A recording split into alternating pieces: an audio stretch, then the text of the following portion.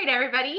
Um, Good afternoon, and thank you so much for joining us. My name is Holly Selman, and I am one of the Assistant Directors of Admission here at GSHED, and I'm also a graduating Ed Policy Master's student. So thank you again for joining us, and welcome to the GW's Graduate School of Education and Human Development's virtual preview day.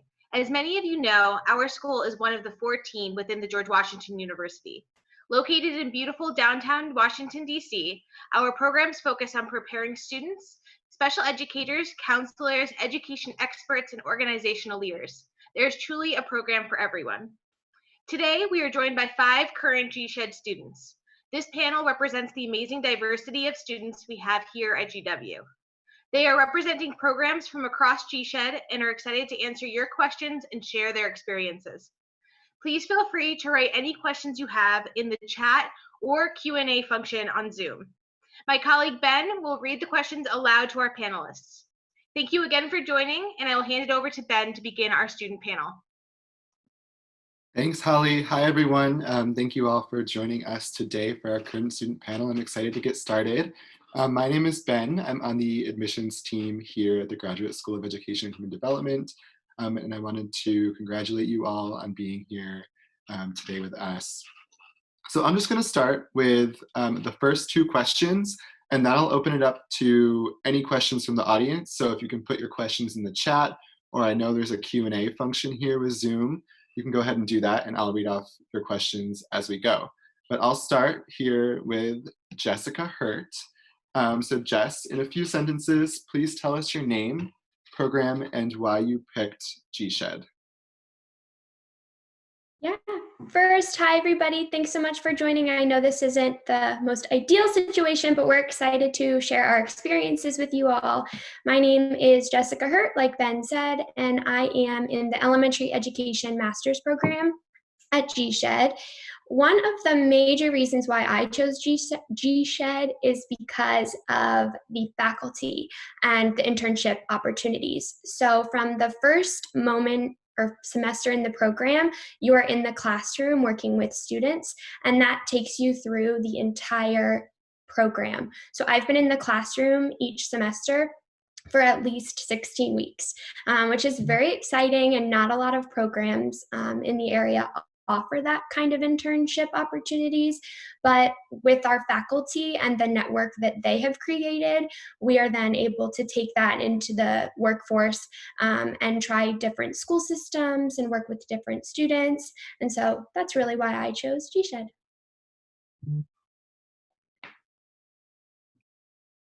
Great. We can go ahead with Nathan next. Okay, hi everyone, I'm Nathan. I'm a first-year student in the International Education program. I chose GSHED also because of the great professors and for the networking opportunities, as well as the UNESCO Fellows program. Having that opportunity to do an internship at a UNESCO office around the world is a really exciting opportunity, and so that was one of the main reasons I chose GW. Awesome. Thanks, Nathan. Now on to Angel. Hi, everyone. I am Angel Jones, and I am in the Inequality in Education PhD program. I chose GSHED specifically for this program because there are very few programs a lot like it across the country. Originally, I had delayed getting my PhD because I'm interested in so many different disciplines, and I couldn't pick just one. But this program at GSHED allowed me to kind of combine everything I like into one. So I feel like my most authentic self in this program because I can do everything that I'm passionate about. Great, thank you. We'll go ahead with Evelyn. Hi everyone, my name is Evelyn, and I'm in my last semester here at GSHED in the Master's in Organizational Leadership and Learning program. And the real reason why I chose GSHED is because of this program. It's such a unique program, and it's taking such a different humanistic view to leadership in all different organizations. And so I absolutely love the program, my classmates, my professors, and everything. And I also really like this program for its location in Washington, D.C. There are so many organizations, from nonprofits to obviously the government, around the area. So there's so many opportunities for networking, jobs, internships, or just going around and learning about different things. Thanks, Evelyn. And then lastly, we got Mary here. Hi, my name is Mary. I'm in the Special Education and Disability Studies doctoral program. I'm in the dissertation process. I chose George Washington University for 2 reasons. Because of the location, I relocated here from another place and I had family in the area, but also I had talked to previous students and they had talked about the awesome connections and the availability of a lot of different organizations and policy organizations to work with. So I was very excited about that. And then also the close contact with faculty. And in my program, especially, and I think in the rest of the programs that I've heard about, there's a lot of great support from the faculty, and they're just really interested in supporting students and supporting your success. So I felt like that was really important for me. Wonderful, thank you. So question number 2, this time we'll kind of go in the same order. So we'll start with Jess and end with Mary. So Jess, in a few sentences, please tell us what you are most enjoying about your program and student experience. Yeah, so I would say one of my favorite parts of the program is the close-knit community among my cohort members. And so grad school requires a lot out of you. I mean, you are constantly working, I feel like, whether that's on schoolwork or if you're in an internship or if you hold a job. And so it's really nice to know that you have a cohort to kind of fall back on during those stressful times. And also GSHED in particular makes it really easy to stay connected. And when you think of grad school, you don't necessarily think of hanging out with people after school. You kind of go home, but it is something that GSHED really tries to put a focus on. And that's creating a sense of community. And I think that it's really important to have that when you're going through such a kind of stressful time in life, being in grad school. And yeah, that's mainly my favorite about the program, or about GSHED in particular. But I think that there are lots of great aspects, and I hope everybody has one to share.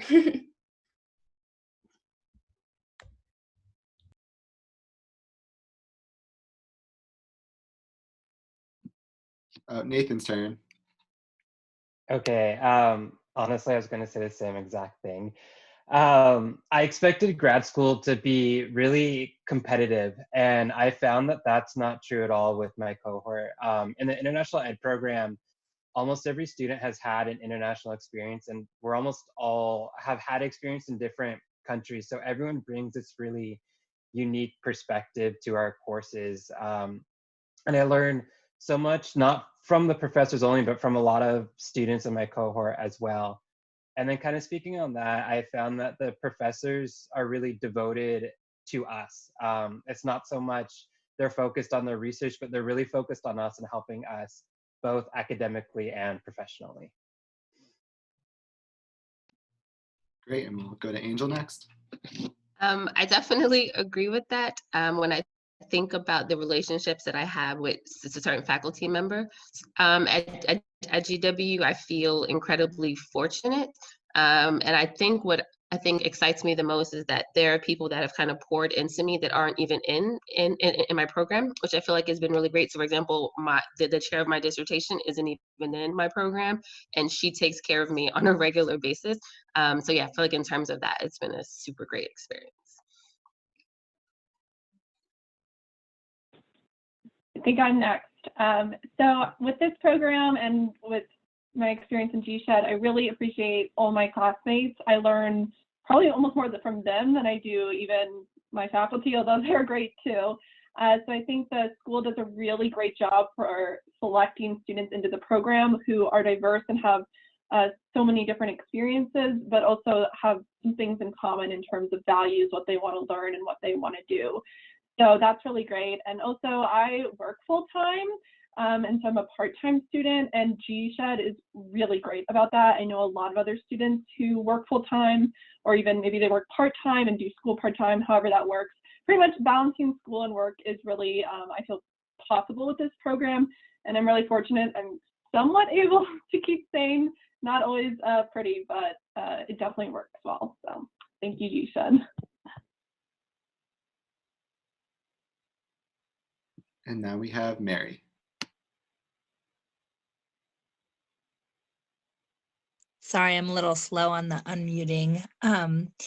So I definitely echo what everyone else has said. I think something that I appreciate right now is the flexibility and the support, the supportive nature. I think that starting off conversations with how are you and really wanting to know the answer to that question is something that happens across the board in my conversations with people in my department.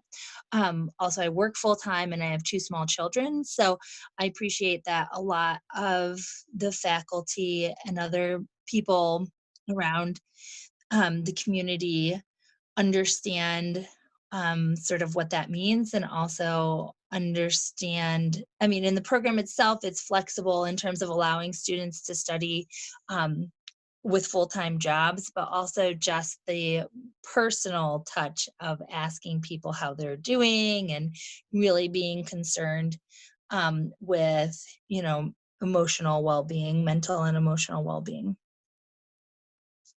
Great, thank you so much. It seems like you and Evelyn both kind of answered. We had a question from Andrew. Do any of the panelists work full-time? Can they speak to how they balance school with work? Luckily, you guys kind of touched on that, and I know that a few of you do work full-time, and actually Holly and Kimberly are both current students as well, and they work full-time too here in the admissions office, so it's definitely possible. We have another question. This one for you, Evelyn, I think would be best. She's interested in, from Renee, she's interested in the organizational leadership and learning program. How is the program structured? The length of the program, evening or day courses?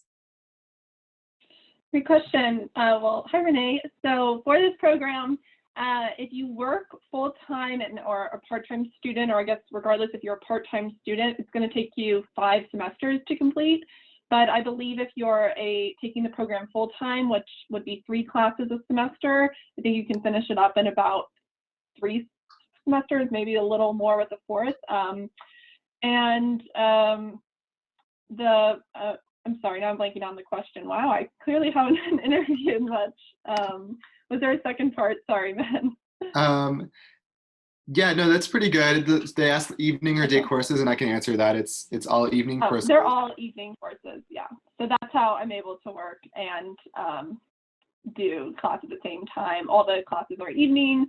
The program director who designed the whole program, Professor Kilji, she's amazing, and she really designed all the courses intentionally, how they work together, build on each other. You will have electives, but the first couple semesters, there's kind of a sequence to the courses that you'll really see work really well together. And then when you take those electives, it's kind of like the cherry on top and everything works well. Great, thanks. So I have another question here from Shane. And I'm just going to open this question up to anyone who would like to answer. How did you navigate finding financial aid, scholarships, fellowships, etc.?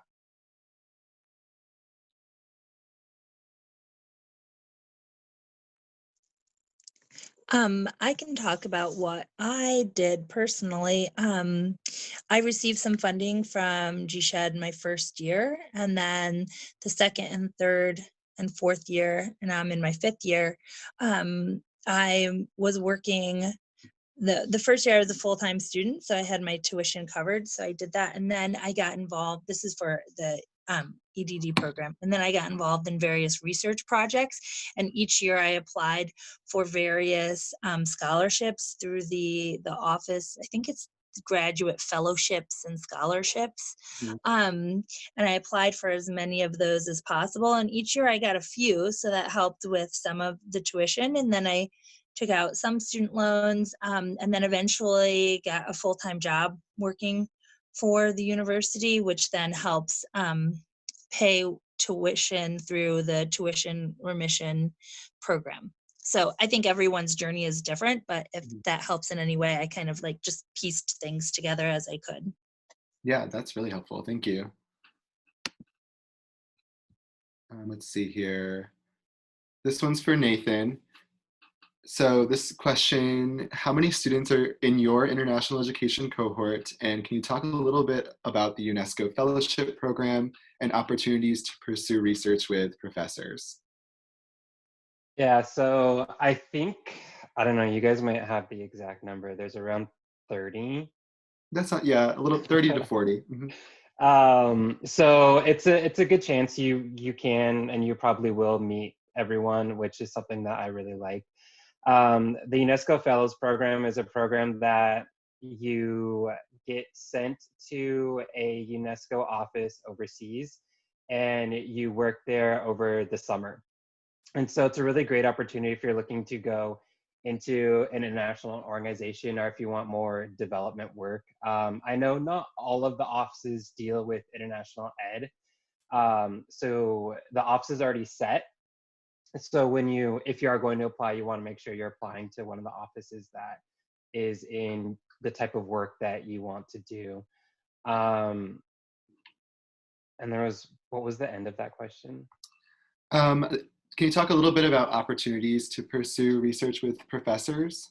Okay, so most of the professors throughout the semester and throughout the year will send emails where they need assistance in their research. So whether that's conducting interviews, doing literature reviews, or just finding research for them. And those have gone out a lot. So there's always opportunities to help professors. I think all of them are on a volunteer basis, so you won't receive funding for them, but it's a great opportunity to strengthen that bond that you have with professors and to get more more experience. Great, thank you. All right, I've got a lot of questions here, so I'm trying to sift through them all.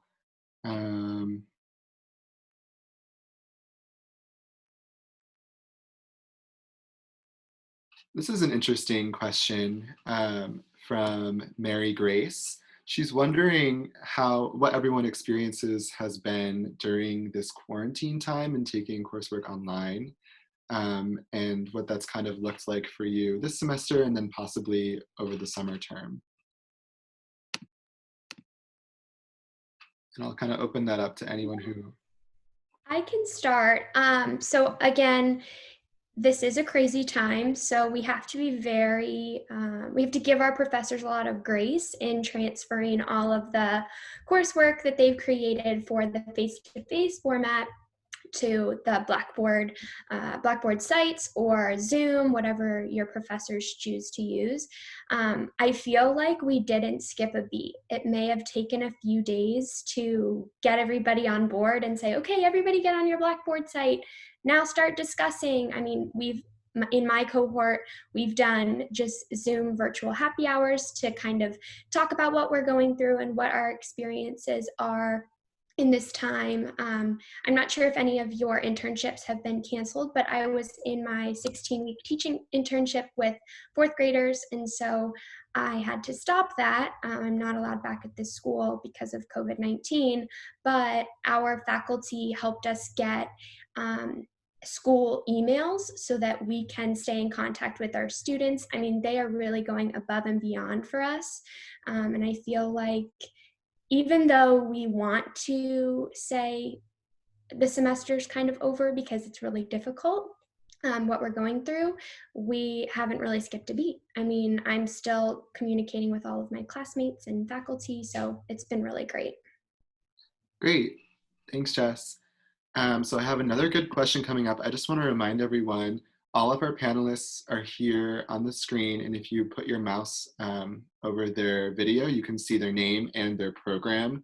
So we have 5 panelists here with us, Jess with elementary education, Nathan with international education, Angel with the education PhD, Evelyn with organizational leadership and learning master's degree, and then Mary with special education EDD. So we've got a good variety here. And I have one question that I want to ask each of you, starting with Jess. Can you talk about how you plan on using your degree after you graduate, and what kind of employers are you thinking about down the line? What are some of your employment prospects? Yeah, so as you can guess, elementary education will help me become an elementary educator. I have had the opportunity of working in both public and private settings with most grade levels except for fifth and second for some odd reason. But with that being said, I am interviewing for teaching positions in the public and private settings all over the DC, Maryland, and Virginia area. And hopefully I'll get a job in my sweet spot grade, which is third grade. I love it. But I really do think that finding a job after GSHED is somewhat easy because of the network, and my faculty have been great with emailing principals and trying to use their network to help me make contacts. And that's really important during this time because right now everything's virtual. So we want to keep that network tight and ensure that we have a position starting in the fall for school when school begins. Thanks, Jess. I'll move on to Nathan. Yeah, so I currently work for a nonprofit in DC focused on global exchange. So as you can imagine, there's not much work to do for that right now. But after the program, the faculty and the professors know someone from international ed, essentially in every nonprofit and every government sector in DC and in the US. So wherever I'm looking, I know that there's someone there that I can connect with that can give me more information or maybe set up some sort of informational interview. I'm looking to go into like a UNESCO, USAID, something focused in development and something abroad. And I'm confident that the faculty will be able to assist me in finding a position. Awesome. I'd like to hear that. Thanks, Nathan. Now on to Angel. So my favorite thing in the whole wide world is teaching. So that's definitely what I want to do. I'm actually a faculty member here at GW right now in the higher ed master's program. So that's definitely the goal. I graduate this summer, so hopefully finding a full-time faculty position for the fall. Thanks. And now Evelyn. So I currently work, but I'm passionate about learning and development, and that's what I want to do with my master's degree. I will add that the OLL program, that's our acronym for it, has such a wide range of interest, and so all my classmates are pursuing different things. But every week, GSHED sends out a weekly newsletter with job opportunities in similar fields, which is really helpful. And as always, I know our professors and other staff members are always really there to help out for some of my classmates who don't have jobs but are looking for them. Great, thank you. And then lastly, Mary.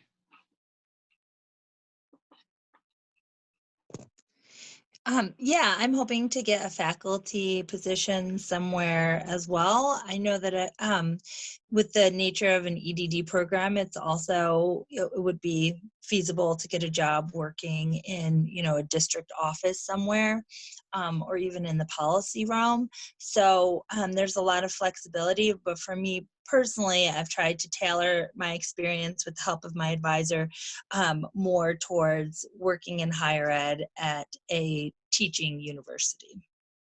And yes, third grade is awesome. I agree, Jess. Thank you. Okay, I'll open this up to anyone who has a good answer. Are there any on-campus resources you wish you'd known about at the beginning of your studies?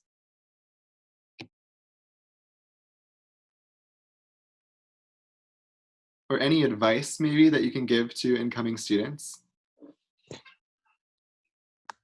I have somewhat of a plug for GSHED Office of Student Life because I feel like people don't understand the resources that you all offer. And I know that we get the weekly emails and sometimes we don't look at them, but it truly is such a blessing to be able to walk into the office and talk to somebody that knows what you're going through, knows about your program, knows your faculty.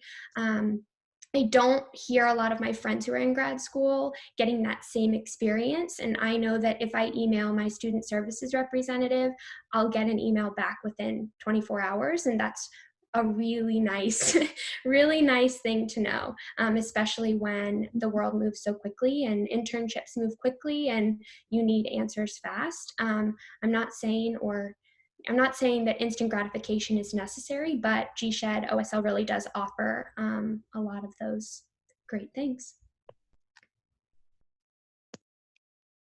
Great. Does anyone else have anything else to add? For me, it would be that there is money, especially when it comes to going to conferences. I presented, I think, at 4 or 5 conferences in the last couple of years, and there is support that I just didn't know about my first year, but as soon as I found out, I jumped right on it. So yeah, there's definitely money if you ask. Awesome. Thank you. All right. For those of you who've relocated to DC specifically for grad school, do you have any advice on moving, finding housing, and then any favorite things? We'll do that first, and then I'll ask everyone what their favorite thing is about living in DC. I can speak to this. So I moved to DC after living in Japan for 5 years.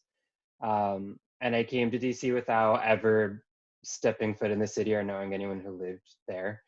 And I found the transition to be relatively easy.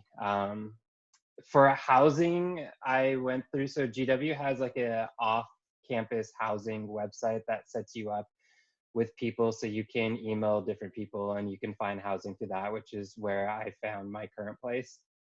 So that's really useful if you don't know anyone. And just through how friendly everyone is, and then also with GShed, everyone is very helpful.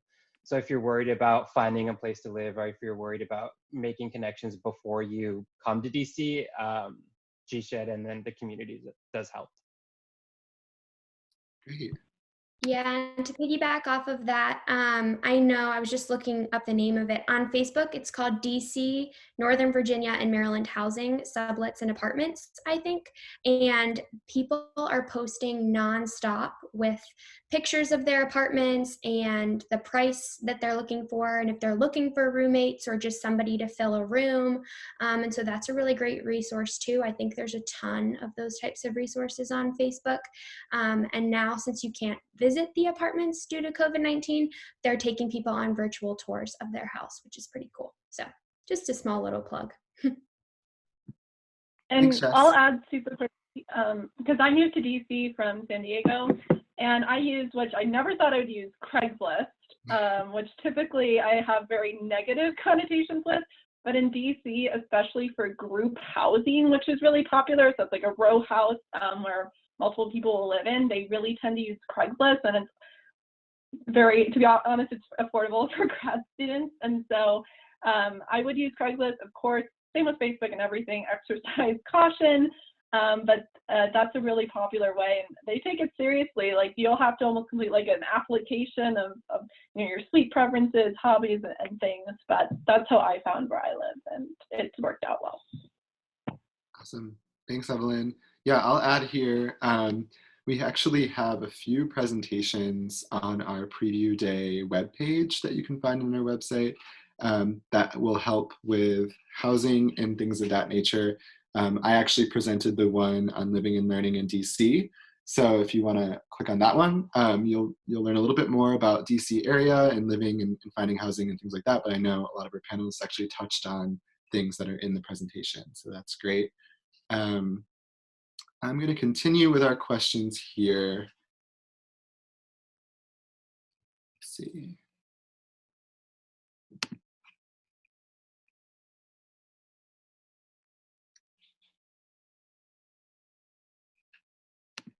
I'll actually ask, we've had a lot of questions about DC in general, so I'll actually ask each of you kind of what your favorite part about living in the DC area is. And we can go ahead and start with Jess. This might be really cheesy, but I love going on adventures in DC and eating all the new foods. I'm from a very small town, and I was joking earlier that the only thing that's cool near me to visit is a pond in my neighborhood. So it is really cool to be able to get on the metro and go to Chinatown or go to the monuments at night and see everything lit up when all the tourists aren't there. it's just a really fun area, and I think it really helps with your personal growth, kind of being independent in a city and getting to know new people and new cultures that you may not have been exposed to before. And yeah, I would say that's my favorite thing about living in DC. I really like the network of museums that are available to us, and everything's mostly free. So that's really great. And then just because DC has so many different large scale international nonprofits, there's so many professional development opportunities, and different lecture series, different presentations that you can go to, that at least for international ed, they send out weekly emails of what's happening in the city. So I found that really, really great.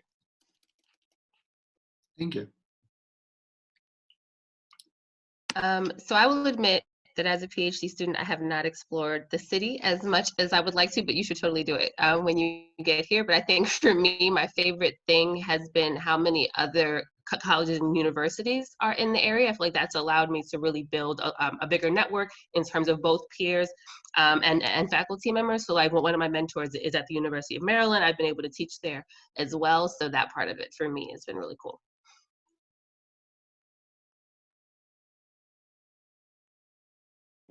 So with DC, I love it because there's so many different sides to the city. When I first moved here, I just think of government and museums, but there's also a really cool art scene, and there's so many talented theaters in the area, and there's always shows coming to town or different art exhibits.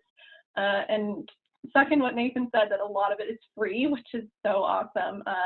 So I love DC, and I moved from San Diego, which people think is crazy, but I think if you live in DC now, or if you move there, you might see that it's not as crazy as it might appear.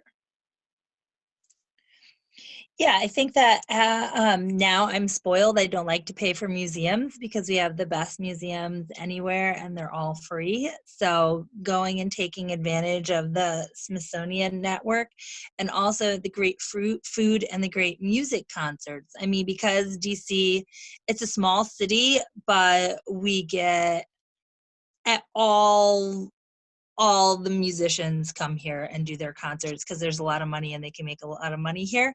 But it's also great if you're a music lover. So we've been to so many concerts of people who don't normally go to the other smaller cities where we've lived. So that's great. Thanks, Mary. I have another question specifically for Nathan. It's from Grace.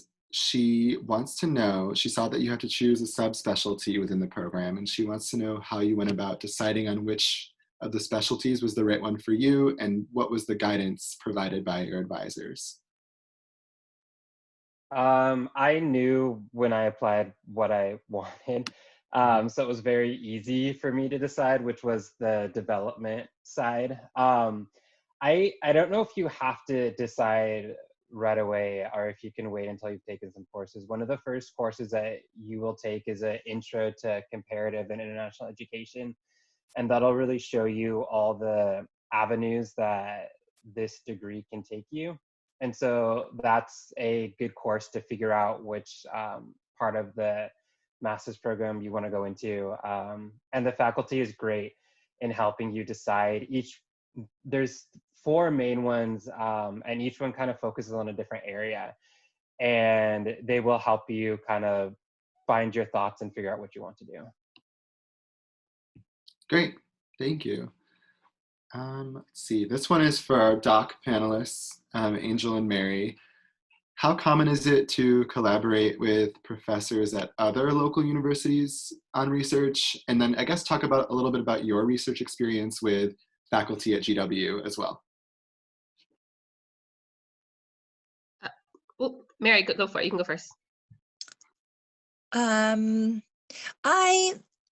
haven't collaborated with faculty at other universities. I don't think that that's because it's not possible or it's not an option. It's just, given the fact that I have 2 small kids and I work a lot, I have to be strategic about where I spend my time. So the easiest fit for me has been working with faculty at George Washington University. And I think the most important thing in terms of creating those opportunities for yourself, because it is something that you need to be proactive about, is asking and making sure that you're talking to people and asking them about their research and then saying, wow, that's so interesting. I have been looking, or my background fits in this way, but really, like, you have to put yourself out there, and then everyone is very interested in bringing people on, but it's really something that you have to put yourself forward and be proactive about. And that's a lot of things, I think, at the doctoral level that I learned in the program, is you have to make sure that you tell people what you want, what you need, what you're interested in, and advocate for yourself. Thanks. My experience has actually been the opposite. So I feel like most of the work that I've been able to do has been with people outside of the university, and that's not because the professors here aren't great. They really are, and they're super supportive. But most of the people that do the work that I do have been outside of GW. So I've been able to publish a book chapter with a professor at the University of Maryland. My mentor is actually in Utah, because it was a man that I was citing all the time. So I just kind of took a stab in the dark and emailed him, and we've been able to build a relationship. So as long as you're willing to put in the work to kind of reach out and then also kind of build those relationships, I think it can definitely happen. Wow, great. Thank you. I'm glad that your experiences were different. So there's a lot of different options here in terms of research. Okay, I have another question just specifically for you, Mary, someone who's interested in the special education EDD program. They want to know what was your experience like, and specifically to internship exposure to students with different disorders, and then did you feel supported by your professor? Yeah, so our program has 2 internship components, and really it offers nice flexibility. I found that sitting down with my advisor, because you sort of consult with your advisor to find out where or what opportunities, or you're welcome to go out and find your own. I had 2 internship components, and the first one, I really wanted to work with Special Olympics International, and so another student connected me with someone in their research department, and I set up the internship, and my advisor said, yes, of course, what can I do to help? And then for the other one, my advisor and I sat down and we looked at my CV, and her knowing that I wanted to go into, teaching in higher ed in a teacher prep program, she said, you could use some more teaching at the higher ed level, on your CV. So why don't you TA with me for this course?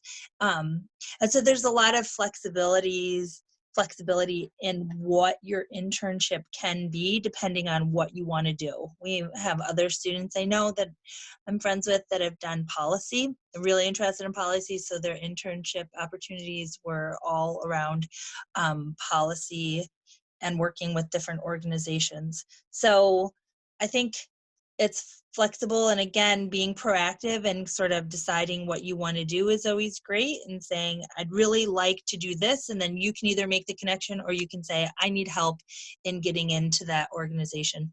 And because of the location, I find that George Washington University faculty are so well connected. They know people all over. So that's another good way. Also thinking about the internship in like discrete project terms, like, okay, I'm really interested in this, but I think I'm gonna want to turn it into an article, or I want to turn it into a literature review. How about I work, or I'm really interested in professional development. Maybe I'll create a professional development sequence. But I mean, it's so flexible, basically. And you really get to work with your advisor to tailor the experience to what you need and want. So I hope that answers the question. Yeah, that's great. Thank you. Okay, so it's been about 40 minutes here, so we'll probably ask just 1 or 2 more questions and then wrap everything up. So actually, I want to ask a question to each of you. What is some advice you would give to an incoming student in your program in particular, or just an incoming graduate student in general? Okay, so I would say for me, the most important thing is taking care of yourself. Doing things for yourself. I know it's tough because in your head, you're thinking of all of the things on your to-do list and all of the projects that are looming, but it's really important at least 30 minutes a day to just spend time for yourself. Um, your mental health and your emotional health is really important in graduate school because it is a trying time. No one says that it's easy. If it were easy, everybody would have a master's or a doctoral degree. So really take time for yourself. And time management is kind of lumps in with that. I think that people who procrastinate in graduate school have a more difficult time. So get projects done early, start writing papers a week before it's due or a few weeks before it's due because projects really do ramp up. And so, yeah, that would be my advice. I think my advice would be review the course list that gets sent to you. So they should send you like a 2-year list. And so you have such a really short time to try to cram in a lot of courses. And me, like I'm interested in so many things that I can't take all the courses I want to take. So you need to be strategic in how you decide what you want to take. And so that's something I would say. And then also at GSHID, they have a career services person you can contact. And I was struggling to find a full-time job when I first came to DC. And so I utilized that service and it was great. I was able to find a full-time job within a month after working with them. And so that really, really helped me. So it's making sure you know your courses and you know the resources that are available to you. The number one piece of advice I definitely give students all the time is build your team. And for me, it's twofold. So I have my two closest friends that we really support each other, one in my cohort and one is not, and then having faculty members that you can really trust and rely on. And I feel like for me, it's related to what Jessica was saying. So I stink at self-care. So when I'm starting to do too much, like my dissertation chair will text me and be like, I saw that you've been on campus at 6 a.m. every day this week. I need you to go home and sleep. So because I stink at it, I have a very supportive team that reminds me to take care of myself.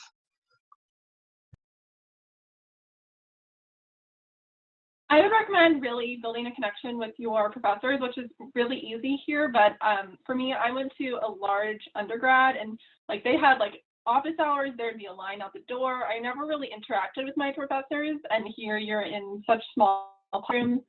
And it was a change at first and I wasn't used to, but really just get to know them both in class and even, you know, outside of class, meeting with them if you have questions about certain content or want to learn more about their experiences. The professors here are all great and they're really understanding. So like to add to the question earlier about the current coronavirus and all of that, like all of my professors have been really understanding and reaching out to like their classes right now and saying, you know, if you need an extension or anything else, let us know. So that would be my recommendation. Yeah, I would say enjoy yourself as well. I think that it's a great time to be a student, or any time. I love being a student. And also asking for help if you need it before you really feel overwhelmed. So I think a lot of times we want to take on more than we need to.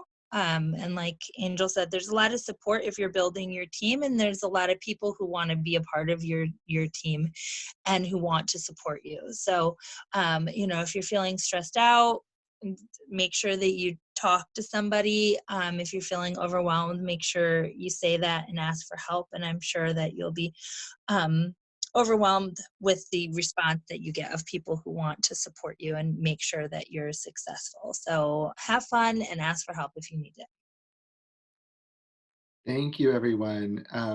Huge, big thank you to all 5 of you for being here today. This was a great webinar. I think a lot of people got a lot of use out of it. So this is awesome. Thank you so much. that was our last question that we'll ask today. Kimberly put the general admissions email in the chat here. It's just gsehdadm@gwu.edu. So if we didn't get to your question today, or if you have a very specific question or you want us to connect you with anyone, feel free to email us and we'd be happy to help out. But otherwise, enjoy the rest of your weeks. Thank you. Bye, Bye. everyone. Bye, everyone. Thank you. Everyone, good luck.